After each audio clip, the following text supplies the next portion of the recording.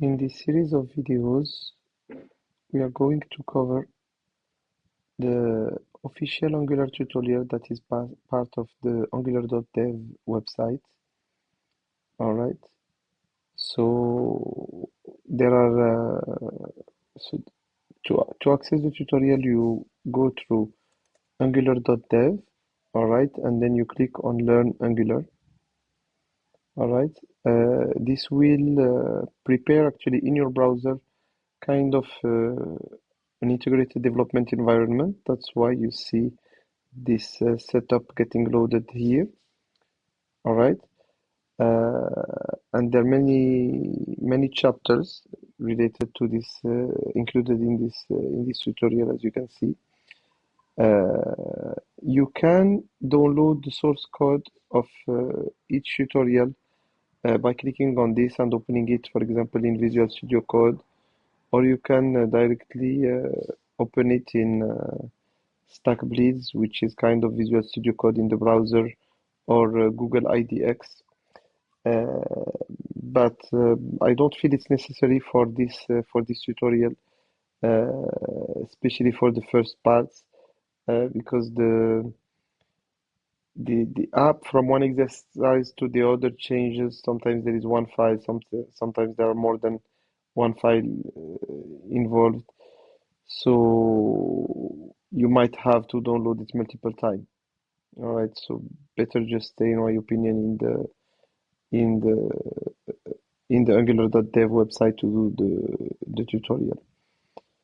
All right, so as I mentioned, you can see here the the different chapters of the tutorial, so you can learn quite a few things regarding Angular in this tutorial itself. So this first part is mainly an introduction showing you the environment. Here we have the console, which is not the console of the browser, but it's the console of that development environment that's been loaded in the browser itself. So you can see like kind of a server that is being launched that is serving the app in development mode. Here we have a preview of the app, so it's you can consider it as a browser view. All right, and here we have a terminal. Okay, so we have a very simple example here. So this file is a TypeScript file. So TypeScript is a superset language of JavaScript. So when you will build your app, the TypeScript is going to transpile to JavaScript that will run in the browser.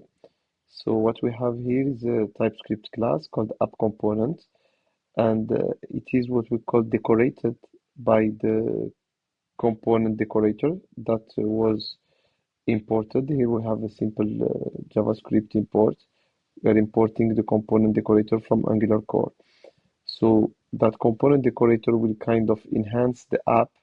So it is configured with a bunch of properties. You can have more than these, but for now, there is the selector property, which is kind of an HTML element. Okay, so this is how we identify and we can use a component. This happened to be the root component, so it won't be used many times. It's the main one that's being loaded, but it will reference other components through the template by using those selectors. But for now, this template is quite simple. It is inlined. When it gets richer, we put it in a separate file. But for now, since we are just displaying a simple sentence, welcome to Angular, so it is directly, the template is directly there. Otherwise, in the component decorator, we will refer to the path of the file that contains the template. So you can consider the template as the HTML, but actually it's not real HTML.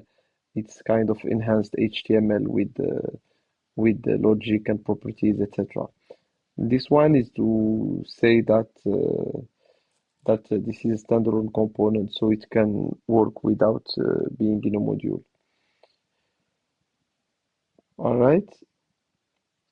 So yeah, that's pretty much it for this introduction.